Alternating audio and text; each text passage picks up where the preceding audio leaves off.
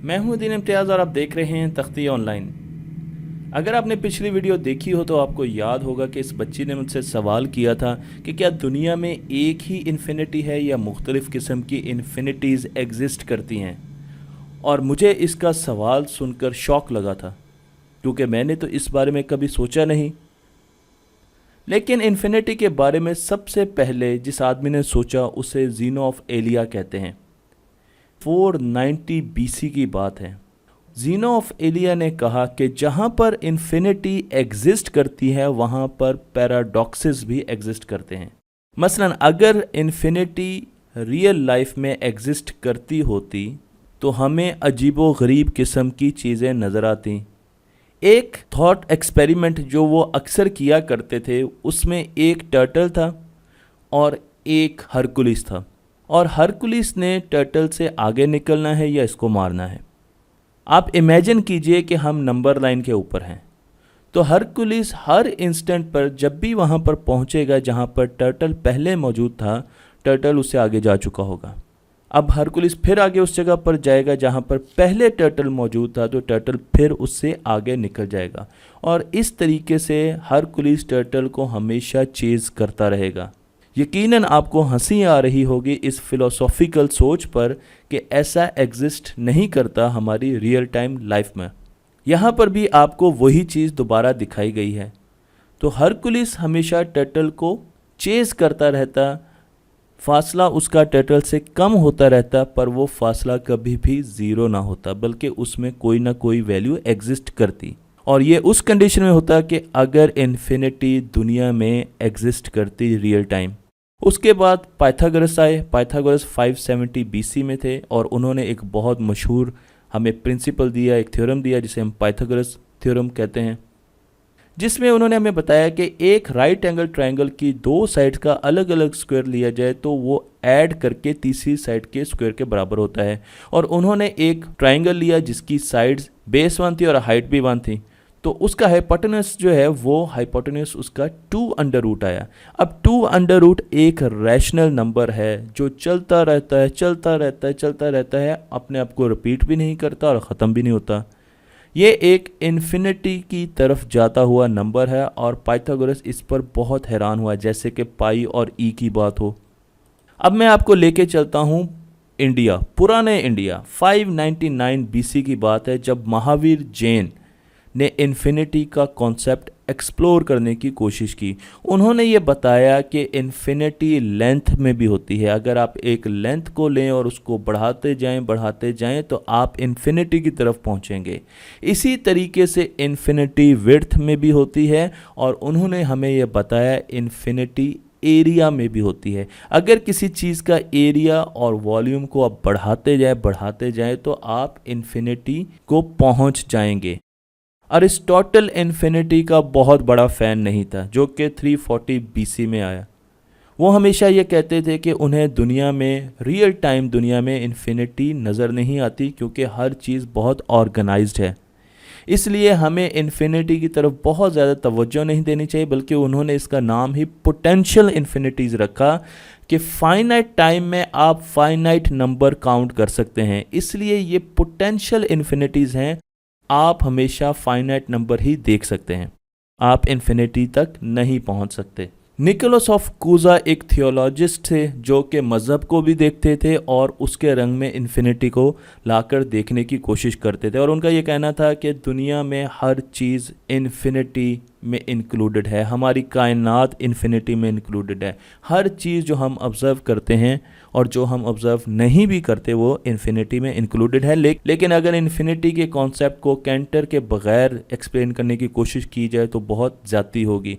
Canter ने infinity पर बहुत काम किया, इनको अपनी लाइफ में इनके ख़यालात की वजह से बहुत परेशानी का सामना करना पड़ा, लेकिन ओल्ड एज में जाके लोगों ने इनके काम को रिकग्नाइज़ किया और इनके बारे में ये कहा जाता था कि ये नौजवानों को करप्ट कर रहे हैं सोच के ज़रिए, अपनी थिंकिंग के ज़रिए। तो इन्फिनिटी एक कॉन्सेप्ट है जिसे हम बाउंडलेस कहते हैं, विदाउट लिमिट्स कहते हैं, जिसकी कोई भी लिमिट नहीं होती। और ये भी कहा जाता है कि ये किसी भी नेचुरल नंबर से बड़ी होती है।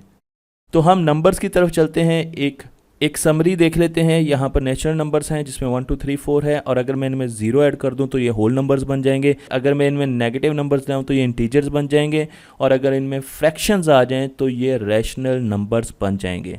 और अगर रैशनल नंबर्स से भी ऊपर जाएं तो हमारे पास रियल नंबर्स आते हैं, जिनमें ऐसे इर्रेशनल नंबर्स भी आते हैं जिनका सीक्वेंस चलता रहता है और वो रिपीट नहीं होता और रैंडम होता है। तो सबसे पहले natural number, whole number, integers, rational और रियल नंबर्स। तो अगर मैं आपको कहूं कि मैंने बहुत किस्म की मुख्तलिफ इन्फिनिटीज़ बना दी हैं तो आपको हैरानी होगी। और अगर आपको मेरी बात और मेरे टैलेंट पर यकीन नहीं आ रहा तो ये देखिए। लेकिन इन्फिनिटीज़ इतनी नहीं होती। इन्फिनिटीज़ दो किस्म की होती हैं। पहली इन्फिनिटी को कहा जाता है काउंटेबल इनफाइनाइट। मसलन आप नेचुरल नंबर्स ले लीजिए और इनको काउंट करना शुरू कर दीजिए, 1 2 3 4 5 6 7 8 9, और काउंट करते जाइए, काउंट करते जाइए। जो वर्ल्ड रिकॉर्ड था वो 10 लाख नंबर्स को काउंट करने का था, तो उससे ज़्यादा तो हम एक गो में काउंट नहीं कर सकते, लेकिन हम इन्फिनिटी को पहुंच जाएंगे। इसे काउंटेबल इन्फिनिटी कहते हैं। कुछ लोग इसको काउंटेबल की बजाय लिस्टेबल इन्फिनिटी कहना पसंद करते हैं, क्योंकि इन्फिनिटी को काउंट नहीं किया जा सकता। अब आप एक और एग्जांपल देख लीजिए। यहाँ पर मैंने आपको इंटीजर्स दिखाए हैं, तो आपके पास नेचुरल नंबर्स हैं 1 2 3 4 5 6 9, और ये इन्फिनिटी की तरफ जा रहे हैं, और इंटीजर्स भी हैं जो कि इन्फिनिटी की तरफ जा रहे हैं। इनमें से कौन सी इन्फिनिटी बड़ी है? अगर आप कहेंगे कि नीचे वाली इन्फिनिटी बड़ी है तो ये ठीक नहीं होगा, क्योंकि इसको इस तरीके से देखिए कि अगर आप एक नंबर को दूसरे नंबर के साथ 1 to 1 करस्पॉन्ड कर सकते हैं तो ये दोनों इन्फिनिटीज़ बराबर हैं। थोड़ा सा फिलोसफिकल है, पर मैं आपको बताने की कोशिश करता हूँ कि 0 को हम 1 से कंपेयर कर सकते हैं, 1 को 2 से, -1 को 3 से, 2 को 4 से, -2 को 5 से, 3 को 6 से, और हम चलते रहें तो आंसर हमारे पास जो इन्फिनिटीज़ आएंगे इनकी सीरीज़ में, वो दोनों इन्फिनिटीज़ काउंटेबल इन्फिनिटीज़ होंगी, वो बराबर इन्फिनिटीज़ होंगी। मैं अब आपको फ्रैक्शंस की तरफ लेके आता हूँ। यहाँ पर हमने फ्रैक्शंस देखी हैं, तो अगर आपने इनको काउंट करना है तो आप कर सकती हैं। अगर मैं यहाँ से काउंट करना शुरू करूँ 1 2 3 4 5, और मैं चलता रहूँ, क्योंकि नेचुरल नंबर भी फ्रैक्शंस में आते हैं, तो यहाँ पर तो मैं इन्फिनिटी तक चलता रहूँगा और मैं 1/2 की तरफ आ ही नहीं सकूँगा। और फिर अगर मैं 1/2 के साथ 2/2 यहाँ पर चलना शुरू हो गया तो ये एक अलग इन्फिनिटी है। इसके बाद मैं 1/3 की तरफ आ ही नहीं सकूँगा। तो फिर क्या किया जाए? अब कैंटर ये सोचता रहा कि इसको किस तरीके से सॉल्व किया जाए कि हम फ्रैक्शंस की इन्फिनिटी को देख सकें।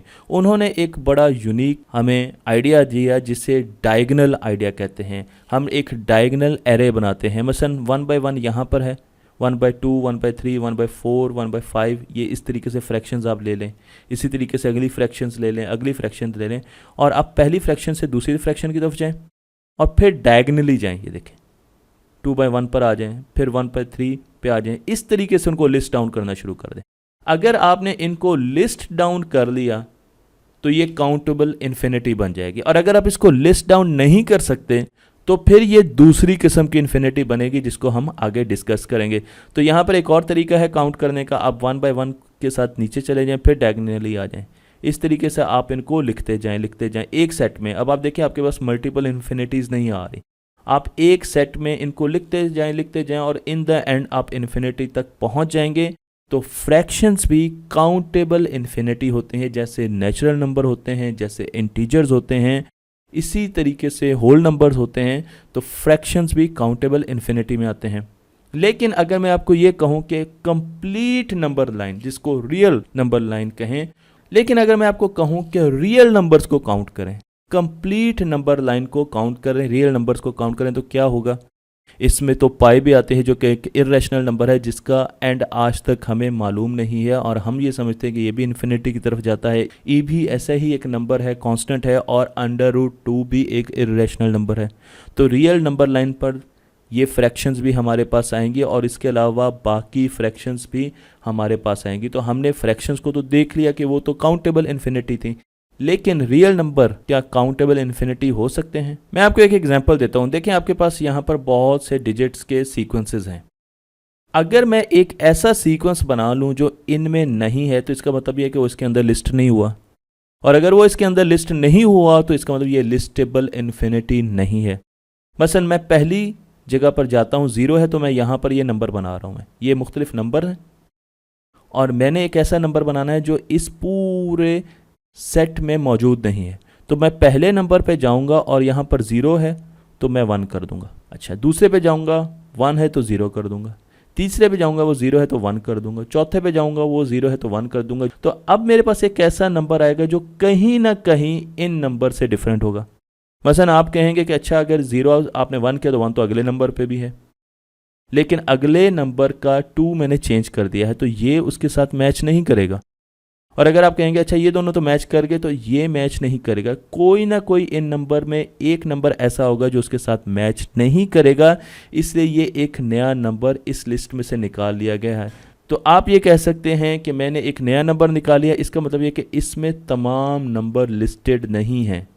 इसी तरीके से अगर हम रियल नंबर्स की तरफ देखें, नेचुरल नंबर तो मैंने आपको दिखा दिया, इसमें तो आप लिख सकते हैं नंबर। रियल नंबर में देखिए 0.2364367756776। अब मैं एक नया नंबर बनाना चाह रहा हूँ जो इसमें लिस्ट नहीं है, तो मैं 2 की जगह क्या लिखूंगा। अब ये मेरे पास नंबर आ गया डायगोनल, अगर आप देखें ये पूरा नंबर मैंने लिख दिया। मैं 2 की जगह 7 कर दूंगा, 9 की जगह 4 कर दूंगा, 3 की जगह 6 कर दूंगा, 2 की जगह 8, इस तरीके से चलता जाऊंगा। अब ये जो नया नंबर मेरे पास आया है ये इस रियल नंबर के सेट में मौजूद नहीं है, उस नंबर लाइन पर मौजूद नहीं है, क्योंकि मैंने इसको खुद लिस्ट किया है और ये किसी न किसी जगह पर जाकर इन नंबर से डिफरेंट हो जाएगा। तो ऐसी लिस्ट को, ऐसी इन्फिनिटी को हम काउंट नहीं कर सकते, इसलिए इसे अनकाउंटेबल इन्फिनिट कहा जाता है। रियल नंबर्स अनकाउंटेबल इन्फिनिट हैं। इसका मतलब यह है कि रियल नंबर्स, तो इसका तो ये मतलब हुआ कि 2 किस्म की इन्फिनिटी है। अगर हम रियल नंबर की इन्फिनिटी देखें तो वो बहुत बड़ी इन्फिनिटी है, इसे अनकाउंटेबल इन्फिनिटी कहा जाता है। जबकि whole numbers, integers, natural numbers की इन्फिनिटी छोटी इन्फिनिटी है, इसे लिस्टेबल या काउंटेबल इन्फिनिटी कहा जाता है। हमने बात कर ली मैथमेटिक्स की, लेकिन अगर आप फिज़िक्स में जाएंगे तो फिज़िक्स के लोग इन्फिनिटी से बहुत ज़्यादा डरते हैं, क्योंकि वो इन्फिनिटीज़ को अच्छा नहीं समझते। और उसकी एक वजह है, उसकी वजह यह है कि जब भी वो किसी इन्फिनिटी को काउंटर करते हैं तो उनको ये लगता है कि उनके काम में, उनके मैथमेटिक्स में, उनके कॉन्सेप्ट में कोई एरर है। और इसकी एग्जांपल मैं आपको क्वांटम मैकेनिक्स से दे सकता हूँ। जब क्वांटम मैकेनिक्स पर बहुत ज़्यादा रिसर्च हो रही थी, सब एटॉमिक पार्टिकल के मैस कैलकुलेट करने के लिए बहुत सी क्वेश्चंस बनाई जा रही थी, तो हर तरफ इन्फिनिटी आ रही थी। साइंटिस्ट को पता ही नहीं चल रहा था कि अब करना क्या है, और फिर उन्होंने उन इक्वेशंस को मॉडिफाई किया, स्क्वीज़ किया, सिंप्लीफाई किया और उन्होंने सब एटॉमिक पार्टिकल्स के मैसेज निकाल लिए। तो उनका ये ख्याल है कि इन्फिनिटीज़ वहाँ पर आती हैं जहाँ पर आप कोई गलती करते हैं, और अगर आप किसी ऐसे प्रोसेस की इक्वेशंस सॉल्व कर रहे हैं जो मेजरेबल है, जिसको आप इंस्ट्रूमेंट्स के साथ मेजर कर सकते हैं, वहाँ पर इन्फिनिटीज़ को नहीं आना चाहिए। और अगर आपके रिज़ल्ट में कहीं इन्फिनिटी आ रही है तो आप अपने मैथमेटिक्स को जाकर दोबारा चेक करें, आप अपनी अजम्पशंस को दोबारा री-इवेलुएट करें, क्योंकि आप कहीं ना कहीं फ़िज़िक्स में गलती कर चुके हैं। फ़िज़िक्स में चीज़ें या बहुत बड़ी होती हैं या बहुत छोटी होती हैं। हम इन्फिनिटीज़ को फिज़िक्स में लेके नहीं आते, क्योंकि हमें रियल टाइम दुनिया में इन्फिनिटीज़ नहीं मिलती। इसमें कुछ एक्सेप्शंस हैं जिनको हम सिंगुलैरिटीज़ कहते हैं, लेकिन अमूमन हमें रियल टाइम दुनिया में इन्फिनिटीज़ नहीं मिलती, बार बार कायनात में इन्फिनिटीज़ बार बार नहीं मिलती। इसलिए जब भी हमारे पास किसी भी कॉन्सेप्ट में इन्फिनिटी आती है फिज़िक्स की रिसर्च में, तो हम उठा कर उन इन्फिनिटीज़ को बाहर फेंकना शुरू कर देते हैं ताकि हम चीज़ों को सिंप्लीफाई करें। तो इन्फिनिटी का मतलब फ़िज़िक्स में बहुत बहुत बहुत बड़ा कॉन्सेप्ट या बहुत बहुत बहुत बड़ा नंबर है, और मैथमेटिशियन इनकी सोच पर अपना सर पकड़कर बैठ जाते हैं और उनको हैरानी होती है कि फिज़िस्ट और उनके दरमियान इन्फिनिटी के मामले में इतना ज़्यादा फ़र्क क्यों है, क्योंकि उनके नज़दीक इन्फिनिटी को आप किसी भी नेचुरल नंबर से तशबीह रिलेट नहीं कर सकते। तो अगर आपको मेरी ये वीडियो पसंद आई है, मेरे चैनल को ज़रूर लाइक कीजिएगा, शेयर कीजिएगा और दूसरों तक पहुंचाइएगा।